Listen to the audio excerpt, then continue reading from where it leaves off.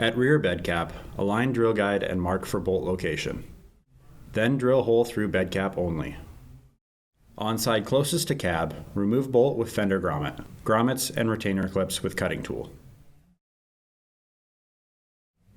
Pull back wheel well liner to find slotted hole to drill through. Insert drill and drill up through bed cap. Insert 4 channel nuts with extended threads facing away from slotted hole in rail. Then insert end caps into both sides of rail and tighten retaining screws. Put rail on bed cap, then at rear, insert bolt with washer through rail slot and drilled hole. Remove taillight assembly and thread bolt into clamp plate.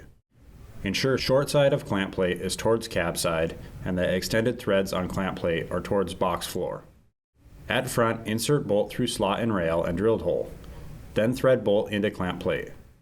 Fully tighten bolts from top of rack rail while holding clamp plates in place. Reinstall taillight and wheel well liner. Insert grommets first, then bolt retainer clips.